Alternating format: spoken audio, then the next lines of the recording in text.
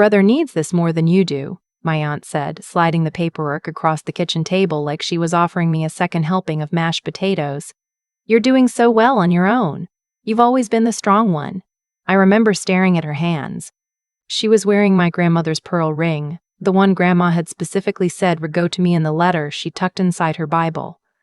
My aunt's fingers were wrapped around a coffee mug like nothing unusual was happening, like she hadn't just told me that the $280,000 my grandmother left me in a structured trust had already been redirected, already spent, already gone. My brother was sitting at the other end of the table, not looking at me. He was scrolling through his phone, one leg bouncing under the table the way it always did when he knew he'd done something wrong and was waiting for the storm to pass. I set my fork down very carefully. "What do you mean, redirected?" I asked. My aunt smiled the way people smile at children who don't understand how the world works. The trust had a discretionary clause. As co-trustee, I had the authority to reallocate funds where the need was greatest. Your brother's restaurant venture is a once-in-a-lifetime opportunity, sweetheart. Grandma would have wanted the family to thrive. My brother finally looked up. It's not like it's gone forever, Ivy. Once the restaurant is profitable, I'll pay you back with interest. You're a nurse. You have a steady income. I'm trying to build something. Ivy. That's me. 31 years old. A registered nurse working 12-hour shifts at a regional hospital in Columbus, Ohio. I had been planning to use that inheritance to pay off my student loans, $67,000 worth, and put a down payment on a small house. Nothing extravagant. Just a foundation. Just the first solid ground I'd ever had beneath my feet. I had been waiting for that money for 2 years ever since Grandma passed. 2 years of watching my brother drift between ideas. A food truck, a drop-shipping business, a cryptocurrency phase, while my aunt quietly managed the estate and assured me everything was in order. Everything was not in order. How much is left? I asked. My aunt's smile didn't waver. The trust has been fully allocated. Fully allocated. $280,000. Fully allocated to my brother's dream of opening a farm-to-table restaurant in the short north, a neighborhood where rent alone would eat through seed money like it was nothing. I thought about the hours I'd worked to earn my own living, the overnight shifts, the holiday doubles, the patients I'd held hands with while their families slept in waiting rooms. I thought about my grandmother, who had saved that money over 40 years of careful living, who had told me more than once that she wanted me to have a soft landing. I want it back, I said. My voice came out quieter than I expected. Every cent. I'll give you 2 weeks to figure out how, but I want it back. My aunt's expression shifted into something that looked almost like pity. Ivy, I understand you're upset, but the allocation has already been made. The funds were transferred legally. If you want to pursue this, you're welcome to speak with an attorney. But I'd encourage you to think about what that would do to this family. My brother reached across the table and put his hand over mine. Don't make this weird, okay? It's a loan. Between family. I pulled my hand back. I drove home that night with the windows down, even though it was 40 degrees outside. I needed the cold air on my face. I needed to feel something sharp and real. By the time I pulled into my apartment complex, I had made up my mind. I was going to find an estate attorney first thing in the morning. What I didn't know yet was that by morning, my family would already be 3 moves ahead of me. The call came at 6:47 a.m. It was my nursing supervisor. She asked me to come in early, not for a shift, but for a meeting with HR. I remember thinking it was about the scheduling dispute from the previous month. I put on my scrubs out of habit and drove to the hospital on autopilot. The HR director was a woman I'd only spoken to twice before. She didn't make eye contact when I sat down. She slid a folder across the desk and I recognized the motion immediately. It was the same gesture my aunt had used the night before. Inside the folder were printed screenshots of text messages. Messages allegedly from my number sent to a senior charge nurse on my floor. The messages were vicious, threatening, and completely fabricated. They accused her of stealing medication from the dispensary and promised to expose her publicly if she didn't back off a scheduling complaint I had apparently filed. I had never filed any scheduling complaint I had apparently filed. I had never filed any scheduling complaint. I had never sent those messages. These were forwarded to us this morning, the HR director said, along with a formal complaint from your brother, who identifies himself as a concerned family member and states that you've been experiencing significant psychological distress following a family dispute over an inheritance. I felt the air leave the room. He also included a note from a doctor, not your doctor, stating that you'd expressed paranoid ideation and hostility toward family members. I didn't write those texts. I don't know this doctor. I've never been evaluated for anything. The HR director looked genuinely uncomfortable. Given that you have direct patient contact and access to controlled substances, we can't take risks with something like this. We're placing you on paid administrative leave while we investigate. We strongly encourage you to speak with someone. I walked out of that hospital into a gray October morning feeling like the ground had opened beneath me. By the time I got to my car, I had 3 missed calls from a number I didn't recognize. A voicemail informed me that a complaint had been filed with the Ohio Board of Nursing on my behalf, also by my brother, citing professional misconduct and mental instability. My nursing license. The one thing I had built entirely on my own. The thing that had taken 4 years of school and 2 brutal years of residency and 1,000 sleepless nights to earn. They had aimed directly at it. My brother called that evening. I didn't answer.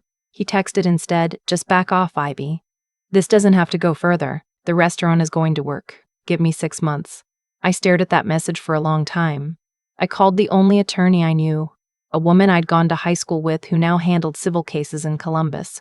She listened carefully, asked sharp questions, and then was quiet for a moment. "Ivy," she said, "I have to be honest with you. If they've already filed with the Board of Nursing and created a paper trail that frames you as unstable, going after the trusts through normal channels becomes significantly harder. They'll argue you're acting out of delusion, not fact. You need documentation. You need to prove the transfer was improper, and you need to do it before they create any more paper. How long would that take? Months, potentially. And if the trust document genuinely had a discretionary clause, we'd need to prove your aunt abused that discretion. That requires a full accounting of where the money went when and whether the transfer served the trust's stated purpose. I had 2 weeks of paid leave and a nursing license hanging by a thread. I had $4,200 in savings. I had a story that sounded, even to me, almost too bad to be true. I spent the next 3 weeks doing what I had always done when I was overwhelmed.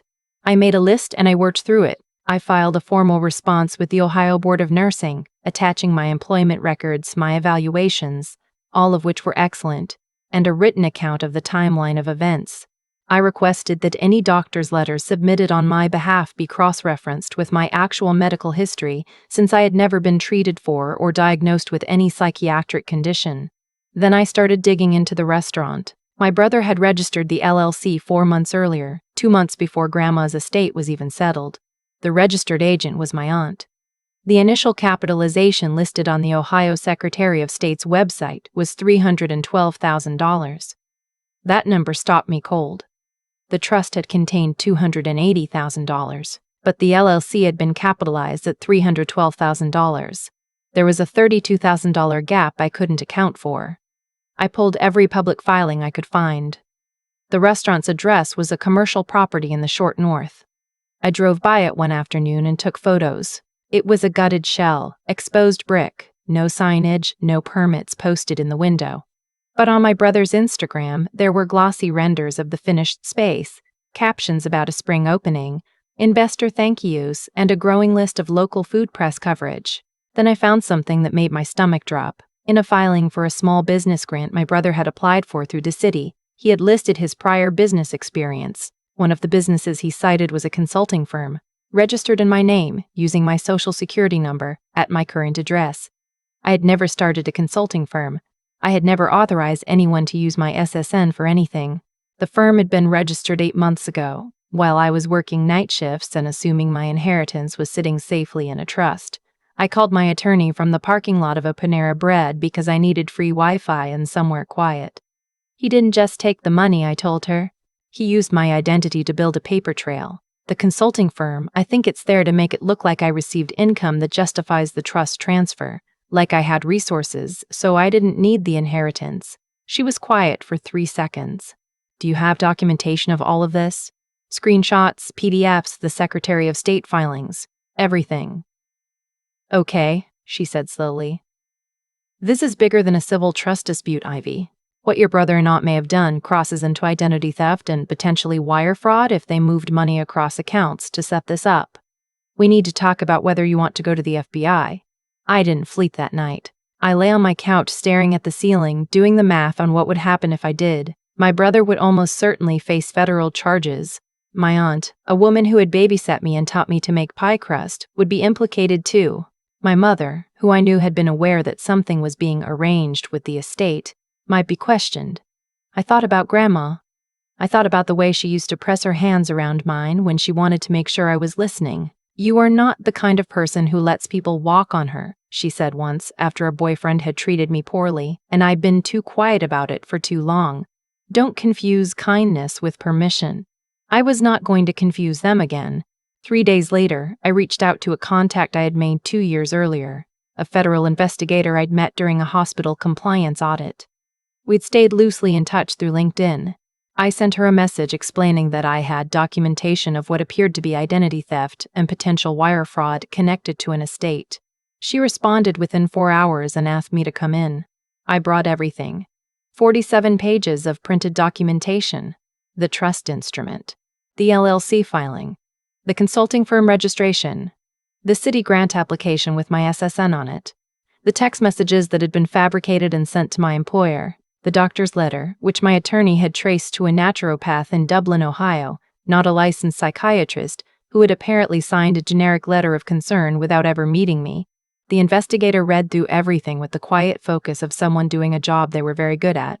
At the end, she looked up. "Were you aware your name appears on any other financial instruments related to your brother's LLC?" I said I didn't know. "We'll look," she said. "They looked," she said. They looked. What they found over the following 6 weeks while I waited in my apartment eating cereal for dinner and picking up every nursing textbook I owned to keep my mind from circling was significantly worse than what I had pieced together. My aunt had not simply redirected trust funds. She had been using the trust account still open, still in my grandmother's estate, as a pass-through for cash her own husband had been skimming from a property management company he partially owned. The $312,000 capitalization of my brother's LLC included $32,000 that had nothing to do with my grandmother's estate. It was money that had been moved through the trust to launder it out of any connection to the property management skimming operation. My name was on the trust. My name was on the LLC's financial disclosures as a silent investor, a signature I had never produced. My SSN was attached to a consulting firm that had received 2 payments from the LLC totaling $18,400, payments I had never seen, never known about, never authorized. If the IRS had audited if the IRS had audited the LLC, they would have found a paper trail that ended with my name. My brother called me on a Tuesday afternoon in November while I was folding laundry. I almost didn't answer. I did. "I heard you've been talking to some people," he said. His voice had lost its easy confidence. He sounded like a man standing at the edge of something he hadn't seen coming. "I have," I said. "Ivy." He paused.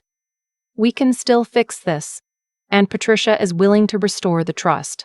We can file an amended accounting, say it was a bookkeeping error. It wasn't a bookkeeping error. It doesn't have to go federal. Mom is sick about this. She's been crying for 2 days. You're going to destroy this family over money." I sat down on the edge of my bed. "You used my social security number," I said. "You registered a business in my name without my knowledge. You fabricated text messages and sent them to my employer. You filed a complaint with my licensing board using a letter from a doctor who never met me. You did all of that to keep me quiet. And now you're calling me to ask me not to destroy the family?" He was silent. "I didn't start this," I said. "Grandma left me that money because she knew I needed it. She trusted your aunt, and you both used that trust to take from me and then tried to make sure I'd never be able to fight back. I'm done being the person in this family who absorbs everything so everyone else stays comfortable." I hung up. 2 weeks later, I got a call from my attorney. A federal arrest warrant had been issued for my aunt and her husband. My brother had been named in a related civil action and was cooperating with investigators in exchange for consideration on the criminal side. The restaurant, which had never opened, had its LLC dissolved by order of the court. I was in the hospital break room when she told me. I had been reinstated to full duties 2 weeks earlier after the Board of Nursing completed their review and found no basis for any of the complaints. My charge nurse, the one my brother had tried to implicate, had actually written a letter in my support. We got coffee together the week I came back. She told me she'd known from the beginning the messages weren't mine. "You don't write like that," she said. "You're too precise." The morning my aunt was arraigned, I drove to the cemetery where my grandmother was buried. It was a cold, clear day, the kind where the light comes in sideways and makes everything look hyper-real. I brought her tulips because she always said roses were too complicated. I stood at her headstone for a while without saying anything. Then I said, out loud, to the empty air, "I found it. I found the proof." The estate was settled 8 months later. The inheritance was restored with interest from seized assets. The consulting firm was formally dissolved and cleared from my credit history. My brother's cooperation meant he avoided prison, but he lost the restaurant, the LLC, everything he'd built with money that wasn't his. The last I heard, he was working in property management in another state. He hasn't called me since the arraignment. I haven't called him either. My aunt and her husband are serving concurrent sentences. 5 years federal. Her lawyer argued for leniency given her age. The judge was not particularly moved. I closed on a house in Clintonville last spring. It's a 1940s bungalow with original hardwood floors and a kitchen that needs work and a yard just big enough for a garden. I paid off my student loans the month before closing. The afternoon I got the payoff confirmation, I sat in my car in the hospital parking lot and cried in a way I hadn't let myself cry in over a year. My nursing license is clean. My record is clean. My name is mine again. People ask me sometimes whether I regret how it ended, whether I wish I'd handled it differently, been less aggressive, given my brother the 6 months he asked for. And I understand the question. I do. Family is supposed to mean something. The idea of being the person who sent her on to federal prison is not something you just fold into your identity and move on.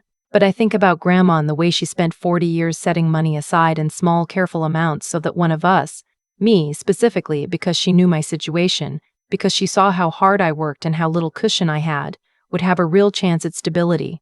I think about her pressing her hands around mine. I think about what she said. And then I think about what it cost me to stay quiet the first time. The job threat, the licensing complaint, the fabricated texts, the stolen identity. And I know that there was never going to be a version of this story where I backed down and everything was fine. There was only a version where I backed down and everything got worse, and a version where I didn't. I chose the second one. The sign on my door at home is small, just the little brass thing I ordered online. It has my last name on it. It took me a week to decide whether to put it up. This tiny, ordinary thing that millions of people have on their doors without thinking about it. I put it up on a Sunday morning. I stepped back and looked at it for a long time. It felt like the first thing in years that was exactly where it was supposed to be. I've thought a lot about the word family since everything happened, what it actually means versus what we're told it means. Growing up, I believed family was the one category of relationship that operated on different rules, that the normal human instinct toward self-protection was supposed to go quiet when blood was involved. I believed that for a long time. It cost me more than $280,000 to stop believing it. What my brother and my aunt did wasn't a mistake. That's the part people sometimes push back on when I tell the story. They want to find an explanation that leaves room for accident, for good intentions gone sideways, for a situation that got out of hand. I understand that impulse. It's more comfortable than the alternative. But the alternative is what actually happened. They planned it. The consulting firm registered in my name was opened 8 months before anyone told me anything. The naturopath's letter was prepared before I ever walked out of that kitchen. The fabricated texts were sent to my employer within 24 hours of my saying I wanted the money back. That's not chaos. That's a system. They had built a system specifically designed to dismantle my credibility before I could use it. The thing about a system like that is it only works if the person it's aimed at stays confused, stays reactive, stays focused on the emotional wound instead of the mechanics underneath it. I almost did. I spent the first week of my leave just sitting in my apartment, feeling like something had been knocked loose in my chest, unable to think past the next hour.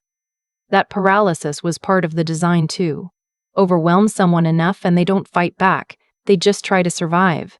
What pulled me out of it wasn't anger exactly. It was something quieter. It was the memory of my grandmother's hands, the specific way she held mine when she wanted to make sure something landed. She was a practical woman. She didn't traffic in sentimentality. When she left me that money, she wasn't making a gesture. She was solving a problem she could see clearly even when I couldn't. I had built a stable life entirely without a safety net. and one serious disruption would take everything. She was trying to give me the net. My brother took the net and used my name to do it. So I made a list, and I worked through the list. That's not heroism, that's just what you do when the emotional option isn't available anymore. I couldn't afford to feel everything I was feeling and also function. So I filed the responses, pulled the public records, drove by the empty restaurant, found the Secretary of State filings, and kept going until the picture was complete. The outcome wasn't inevitable. I want to be clear about that. My aunt had more legal tools than I did. My brother had more connections. If I had called my father first, if I had tipped my hand the way Aaron did in the story I once read that felt uncomfortably close to my own, the whole thing might have ended differently. The difference was discipline. Staying quiet until I had everything. Trusting the process when it felt unbearably slow. Not letting them see me sweat while I built the case that would eventually dismantle theirs. People who do what my brother and aunt did are counting on you to act from pain, to be loud too early, to be emotional in ways they can document, to give them the instability they need you to perform. The most subversive thing I did was refuse to perform it. I kept showing up to work, filing clean paperwork, writing precise responses to the Board of Nursing. I let my record speak while they were busy trying to rewrite it. The house in Clintonville is real. The paid-off loans are real. The clean license, the brass nameplate on the door. All of it is real, and none of it was given to me. I earned the first version of my stability through years of night shifts. I earned the second version by refusing to let someone else's cruelty become the final word on my life. Grandma knew what she was doing when she left me that money. She also knew, I think she knew, that the fight to keep it would require exactly the person she always told me I was. I just had to stop being polite long enough to prove her right.